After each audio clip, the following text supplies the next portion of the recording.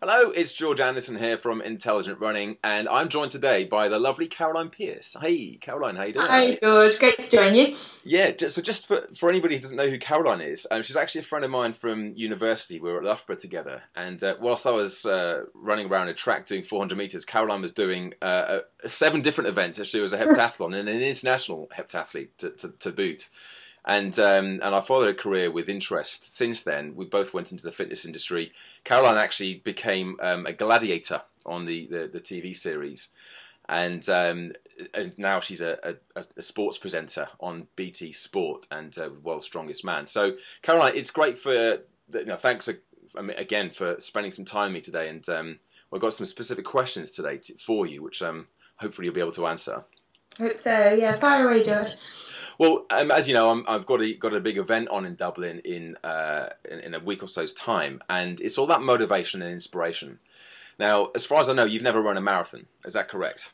No, I was a sprint and para athlete, so my knees haven't held up to marathon running. So yeah, shorter, faster bursts. I got my facts correct there. That's good. But that really doesn't matter, because what I think is important here is what you have achieved over the last sort of 12, 13 years. Well, beyond that, before that as well, with your heptathlon career, and how you've achieved a lot, but it hasn't always gone smoothly for you. You haven't always just gone out and got what you wanted first time. Can you think of any specific times where that's been the case, and maybe give us an insight into how you've managed to keep yourself motivated and on track? Yeah, sure. A sort of sporting example from my heptathlon days was I was particularly riddled with injuries, and that is what essentially ended my international career. But my sort of motto at the time with training was more is better. That was always sort of my approach to things. You know, I thought if I trained harder than everybody else, if I trained through a cold or a nig or an injury, that, you know, it would be better for me. And to a point, I felt on top of the world. But eventually that catches up with you. And sort of my lesson learned from that was listening to your body, and just being a little bit more sensible, a little bit more balanced. And I think that sort of helped me although I'm not an international athlete anymore, that's helped me with other things that I do. So I learned from that not to just push myself to the maximum because I think, you know, more would be better, but to kind of pick and choose when you push and when you hold back, getting that balance. And the same's applied to my work. I mean, in the sports presenting industry and TV industry, it's competitive, it's really tough. Okay, and you have got to push, and you have got to go after everything. But again, there's that balance between sitting back, you know, putting hard work in, pushing, contacting all the right people, and then sitting back and letting that work do its thing, if you like. And a good example was, and I think I've told you this example before, George, actually, was I wanted to present the World's Strongest Man. This was sort of 4 or 5 years ago. And I sort of targeted that sport as one that I thought was fun, I thought it was enjoyable, and I thought I could make a difference to. There wasn't a strong female presenter or lead within that, yet I understood strength training and I knew the guys, the athletes. And I did everything I could at that point to put myself up for the role, which was with Bravo TV at the time. I didn't get it. After all that hard work, I didn't get it, and I was massively disappointed. But the following year, I thought, well, okay, I'm not going to step away from this. I'll present Britain's Strongest Man, Europe's Strongest Man with other organisations. And what I did by doing that was showed the World's Strongest Man organisers a visual of me doing that job. So they then could picture that person in that role. And it was a blessing in disguise because Channel 5 took on the show the following year and wanted a new face. And I'd already showed them my face doing that job. So I think for me, it's been a case of not always training or doing things harder, but doing it smartly. And that's been the case for me in both my training and my sort of career, if you like, since. Yeah, that's a great message, actually, because it's almost like giving yourself permission to not push and not feel guilty about not pushing all the time. And guilt's a funny thing, actually, because as you've got an athlete mentality, or you are a runner and you get that adrenaline fix or that high that you get from your running, you feel guilty when you don't do it. And so it's about then planning and structuring in rest days, structuring in easier periods if you're periodising your training. And then it's acceptable. If I know I have a rest day or an easier week of training, it's acceptable. I'm okay with that. But if I have an enforced rest or an enforced day off because of other commitments, I hold that guilt that I should be doing it. And I think over the years I've recognised that one day or an easier week here and there isn't going to make any difference. It's not going to affect you. It's sort of sensible consistency over a long period of time. Talking about your training, I mean, with your job, you have to be in fantastic shape. One of the reasons a lot of runners give for not, or a lot of people give for not exercising or not training, is that they just don't have the time. Yeah, Now, I imagine hear myself. you're pretty busy, right? But you still manage to find the time. How do you mentally? How do you prioritize and make sure that it does happen as consistently as you can? Yeah, I think the word's consistency again. So it's a case of doing something consistently, and it might not be as much as I want to do every day, or as intense or in-depth a session, but it's just putting it in your diary. So I write my to-do list ahead of every day or for the week ahead, and my training goes in that list. So if, for example, on a Tuesday when I'm at BT Sport, arrive at the studios at 9 in the morning. It's about an hour and a half journey in for me, and I get home about midnight at night. Midnight.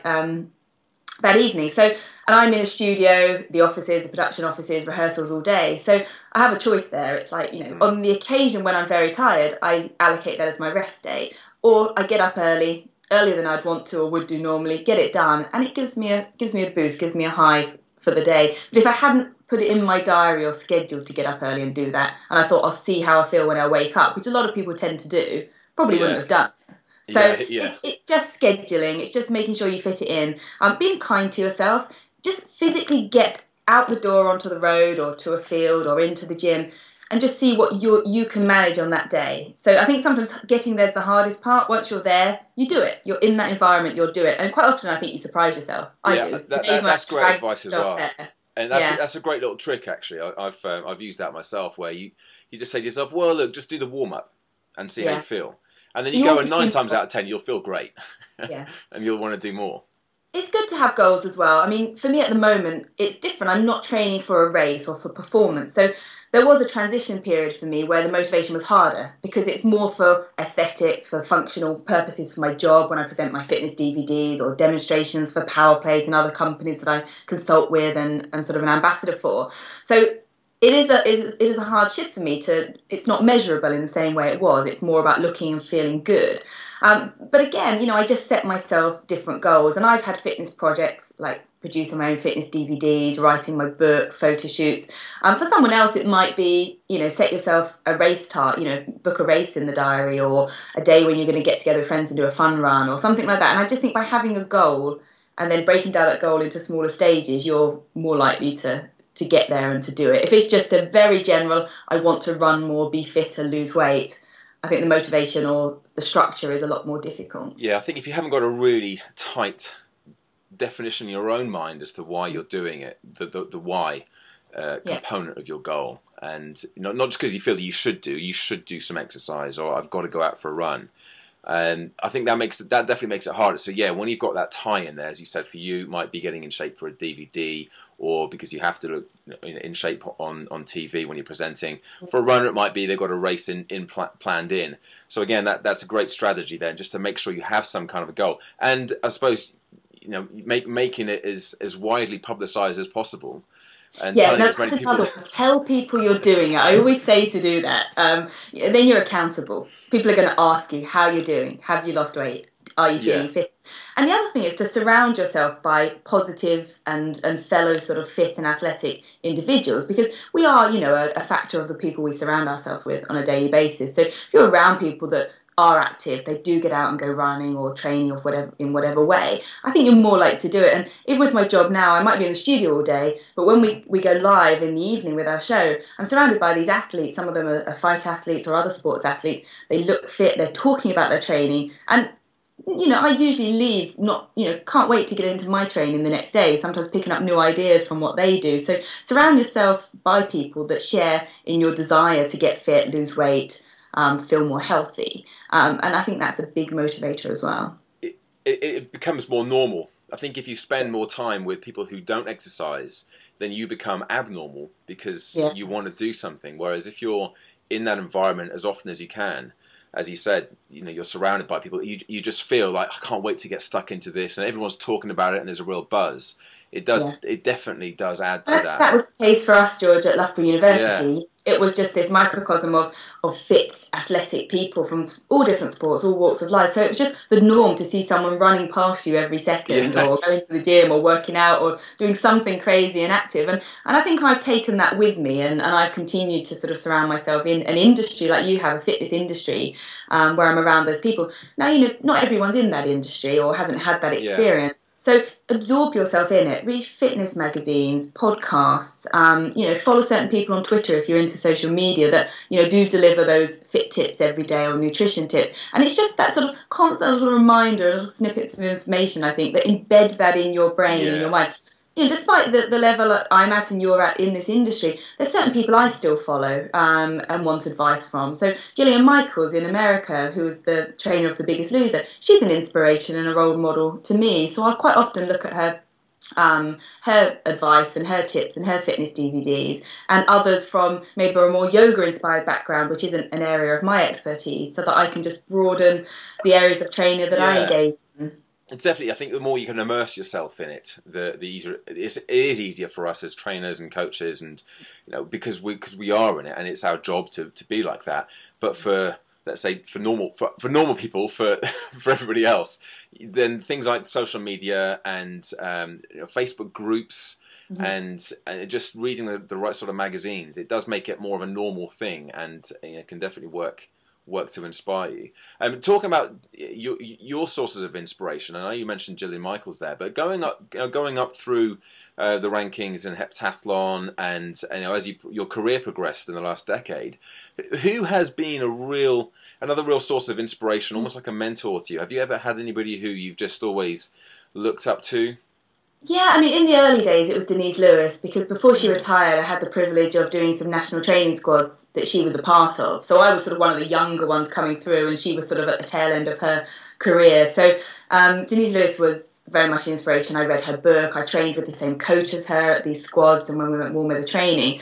And she's just a wonderful, wonderful woman. And, I've met her since in the sort of TV presenting industry as well, and she still just has that aura about her, which is a champion, is somebody that just oozes this sort of motivation and confidence. So Denise Lewis was a big inspiration for me, and then as my career's progressed into TV, I very much have the privilege now of working for the same channel as Claire Balding and Jake Humphrey, and I admire them greatly as sports presenters. And now I when I watch the Olympics, 2012, London 2012, as much as I was watching the sport, I was no longer feeling like I wish I was there competing. I was watching the presenters, and I was modelling myself on these presenters and how they work and their expertise, and they've become my sort of career inspiration now, if you like. And I've had the privilege to talk to them and ask their advice. And within the fitness industry itself, like I said, Gillian Michaels, I think, has an abundance of knowledge and information, and I admire both what she knows and the way she presents herself within the industry and how she's helped so many people. So I think having role models in different elements of your life, whether it's your sporting role models, career role models, can sort of combine to give you that sort of all-rounded motivation for what you want to do. You say you mentioned Denise Lewis there, and you've met her several times, and you probably cross paths every now and then as well. How do you actually feel when you said she has the stature of a world champion still? How does it make you feel, as much as you've achieved, when you get into the presence of somebody like that you've admired so much? I think, firstly, there's a part of me that wishes I'd, would have liked, had it not been for injuries that ended my athletic career, I would have liked to have reached those higher heights with it. But I think it's just, you just want to be around those kind of people. I think it's just motivating to be around those kind of people, and it's positive. And it makes you feel good, to be around the people that you looked up to when you were younger or developing your own career. I think it makes you feel pretty good. And I think whatever sport you're doing, or whether it's your running, just about your activity, being around those positive people is just a big, big bonus. And they don't have to be stars or Olympic champions. Yeah. It's just somebody that gives off a positive message or can impart some knowledge or information that might be able to help you, or some experience. Well, Caroline, thank you so much for sharing that with me and everyone else who'll be watching this. And I totally agree with everything you've said there in terms of immersing yourself in circles of healthy and fit individuals, or people who are doing what you want to be doing. And I'm sure you'll agree, motivation is a commodity that you don't just have it once and then that's it. You've got to keep on reinforcing that, and the consistency is absolutely crucial. So I'm sure your words will go a long way today to helping people who are watching this to pay into that inspirational bank account of their own. They can reach into later on down the line. And I wish everyone a great day. I hope they're enjoying the event. Thanks a lot, Caroline. Bye for now. Thank you. Bye-bye.